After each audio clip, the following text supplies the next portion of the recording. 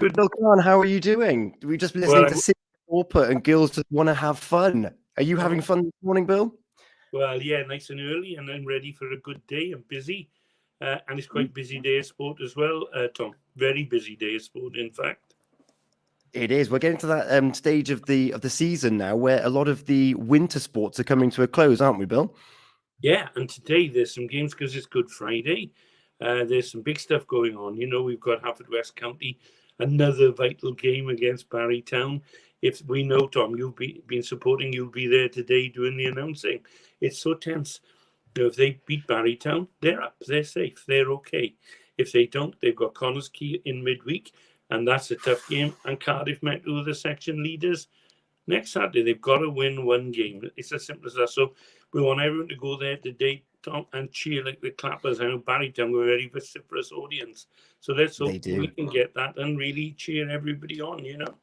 Yeah, no, very much looking forward to it. And as you say, this one game could secure them safety. Connors Key, for those that might not be aware, they won the championship last year. They're only in the bottom half because they were docked points, but they're a big force. They're huge. They're semi-professional. They're all, I suppose, in a way, they are professional during the season. They've got other jobs other times, but it's a tough ask. Cardiff Met, fit young students, top of the section. They're all big games. So today's the game. I think if we can win today, then Nicky Hayne will have done his job. Definitely. And then he can look forward then to next season about building and trying to get into that top half, which is alluded to Haverfordwest for the last 2 years. So very exciting there. And talking of permutations in football, Bill, there was a match midweek with the close of the Division 1 season coming to a close. It was a tense affair. Tom, it's still not finished. I never thought I'd see such drama. It looked, you know, earlier on in the week as if Goodwick knew their remit, get a draw at Hakin. They've done it before. They win the title. Hakin got to beat Goodwick, and then they got to win their last 4 games. They started that last night with a 7-0 win over Penna. But suddenly, after last week's 5-2 win against Carew, Goodwick were deducted 3 points for playing 2 junior and 16 players just for 3 minutes at the end, but for doing it. Unbeknowing, they talked about it with the league. And suddenly the remit was, you've got to win. And it looks as if they would. They scored a cracking goal from Sean O'Sullivan in the first half. 1-0. I reckon there must have been 1,000, 1,500 people at the OBS. You couldn't get a place from the sides. And so that's how it went.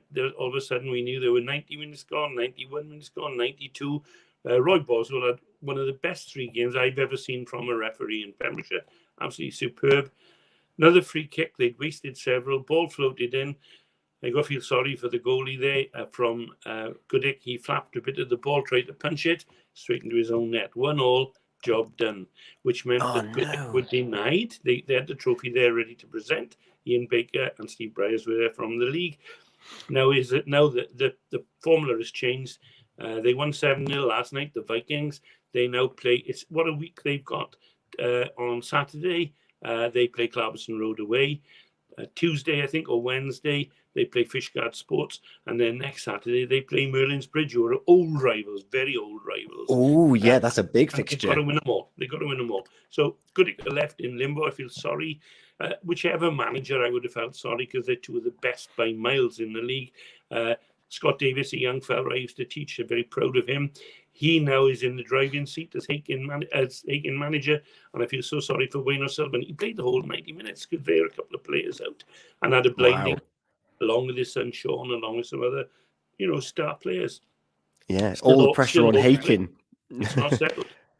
No, not at all. And then looking forward, Bill, to Monday evening, the Pure West Sports Show. You go out and you collect interviews from different people. But there was a poignant match played last weekend, and we're going to hear more of that on Monday evening, aren't we? We are indeed. There was a very special guest at the Moors with Fishguard playing Lacha. Fishguard played their part, winning 31-5. But there was a gentleman called Miles McDuff. He's New Zealand. He's hard as teak as a number 8. He's 45 now. And sadly, he's got motor neuron disease. And John Miles, who's now the Welsh physio, he played for Fishguard. He'd gone over to stay with Miles' parents, as did Alan Phillips, as did Randall Williams, as did Tim Jones. And they were all there with Jonathan Jones, the club chairman, in raising funds. They organised 4 miles for miles, where they asked people to walk, run, skip, swim, cycle, whatever, 4 miles a day for a month. and they've had a huge success with that. It culminated then with Miles coming to the ground and meeting everyone. I was honoured to, I knew Miles before, honoured to have a chat to him. He's a tiny bit slurred, but what an indomitable figure he is. He was backed up with videos done by John Miles, which were interviews with Warren Gatland, C.S. Lacey, the captain of South Africa, all sorts. You name it, they were there, including Kevin Sinfield, OBE, who's done so much work for motor neurone disease. In the evening, Stephen Jones, the ex-Welsh outside half, we had an evening with Stephen Jones and Phil Steele, best after dinner speaker I've heard. They raised £10,000 there. The total raise well in advance of 30,000 overall. The lovely moment at the end, they had an auction with amazing prizes, the star of which was a Lions shirt signed from the last tour. And that went for £5,000. Now you think, well, that's lovely. There were all sorts of other things. Lee Halfpenny offered a kicking session with a talented young player. That went for £1,000. At the end, the person who bought the shirt, who wants to stay anonymous, he doesn't want any fuss, he presented it to Miles. Can you imagine? Oh, and that's then Miles fantastic. presented it back to the club so they can put it in the clubhouse with a little disc that records it for posterity. Amazing. So he's coming on. That's so wonderful. That's fantastic. I'm really looking forward to hearing from that one. And one thing which I've been part of the Pure Sports Show and really got an understanding of local sport over the last year, 18 months through the Pure Sports Show is just how much the different communities of the sports come together. Yeah. It's fantastic. It takes it to the highest level. Other people on the show quickly, I know you've got a tight schedule. Natalie Walsh I spoke to, that's a fun interview I did in Fishguard almost at the same time. She plays rugby for Whitland. She's played sevens loads of times in Dubai, does lots of keep fit. She's now going to actually take part in white collar boxing, would you believe? So I've got a nice interview with her when she's talking about her fears and anticipation. So that's there. Fraser's going to be talking to Richard Merriman, who's the chairman of the County Cricket Club of the new season, and he's going to watch today Swansea City play Barnsley, and I think he's going to try and get an interview there with Russell Martin, the manager. So another packed programme for you guys on Monday.